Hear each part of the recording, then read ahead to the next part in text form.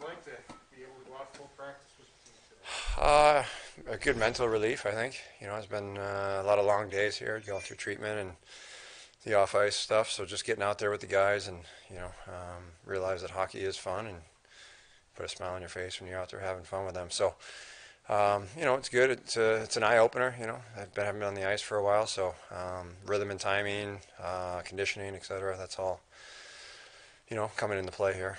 In your experience, how long do you think it might take you to ramp up and get yourself ready? Normally, if in the summer you train, you stay off the ice, and it takes about a week of training camp before you start to feel kind of comfortable. So I'm kind of estimating or guesstimating that 5 to 7 good practices.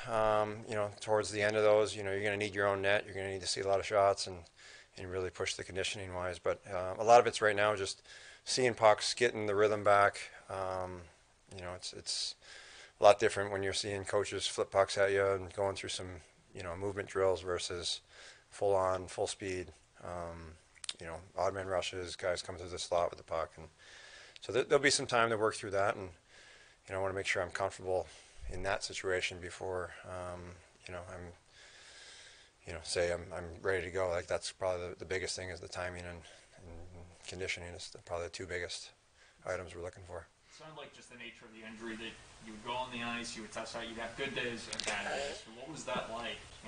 Yeah, we're still working through it. I think if I waited, another week or another 2 weeks and tried to really calm everything down, you're still behind the eight ball with the conditioning and the timing. So I'm trying to kind of knock three birds with one stone here, kind of continue to work through the injury while also being able to work through some conditioning and see the puck. So, there's going to be good days and bad days right now, and there might be days where, I know I can't go on the ice and it's just going to flare up. So, we're taking it on a day-by-day thing, and right now we've kind of found a routine that works to kind of give me some relief to get out there. And as I kind of get moving out there, the pain does subside. So that is a good sign for myself to know that, once we get warmed up and moving, I do have less pain.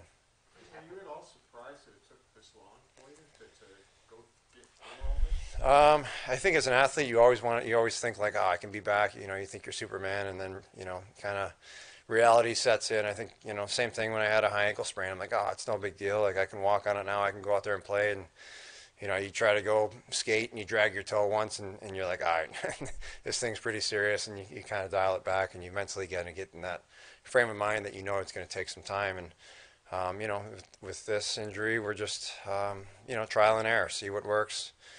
Time, rest, heal, and then push it. And there's really no timetable. There really hasn't been from the get-go. It was kind of one of those things where I knew it was kind of serious, and we knew, like, let's see how serious it is and see if you can kind of work through it and work through the pain. But it was just too much at the time, and now I got to the point where let's let it heal and get better before we try to get through it. What kind of thing? Were there days that you wanted to go on the ice and you just said, I got to pull back today?